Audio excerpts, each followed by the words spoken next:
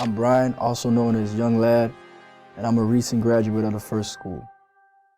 Going to the F.I.R.S.T school really helped me with my career basically by bringing me to a certain standard. There's a lot of people that make music and there's a lot of people that understand music, but do they get it on a professional level? And the F.I.R.S.T provided that, so it really helped me.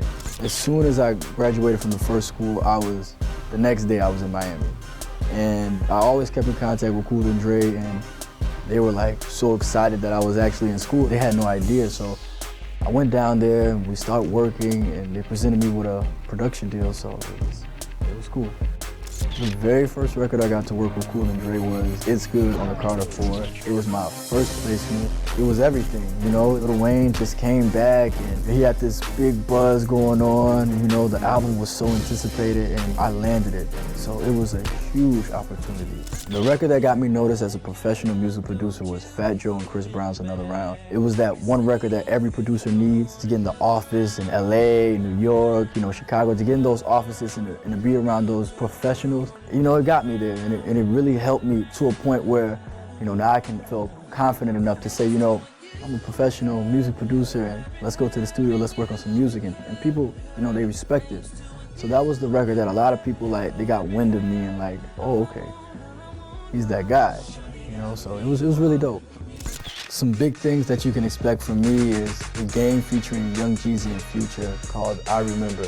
It's coming out on his new album called Jesus Piece, which is, you know, I'm really happy because I used to look up to these guys and I finally got songs with them. I used to play their CDs back to back, like, yeah, I'm gonna make beats for these guys. I'm not, you know, like everybody else. So it was really dope to finally get in the studio with them and knock out a record and then it be a single. It's like, wow.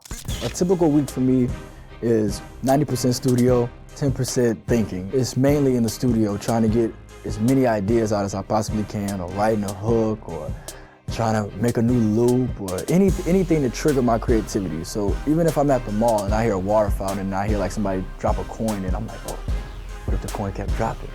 What if we did some drums to it?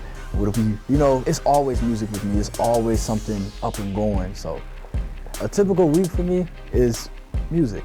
The most recent big opportunity I have on my plate is being able to finally get a publishing deal, you know, to lock in and to get in with all these artists from, you know, Beyonce to Kanye to all these big artists, to finally have that at my discretion. So I'm really happy about that. It's what every producer wants. You make a beat and you're like, man, it would be dope if Lil Wayne was on it, it'd be dope if, you know, anybody was on it, and now I have that opportunity to, you know, do that. So I'm really happy about that opportunity. Another opportunity I'm happy about is finally being able to pay a bill. You know, it gets hard. It gets hard when all you do is want to work, and, you know, no payout.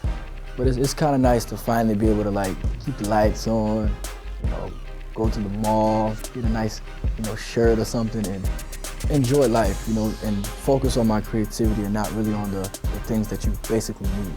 The best advice I can give to any aspiring anything to do with entertainment is make sure you love whatever you do. Don't really chase the money because it's not gonna be there. It's more of a grind, it's more of a work ethic, it's more of a day-to-day, you know, process. It's not really as easy as it looks, even though that's all you get to see, unfortunately, but it's really a lot of work. So really love whatever you do, whether it's producing or, you know, scoring films or whatever it is, just make sure you love that. So at the end of the day, if you don't make any money off of it, you can be happy with whatever you decide. I think that is, like, imperative. If you don't love it, don't do it. Go work at Best Buy. Always follow your passion. It works for me.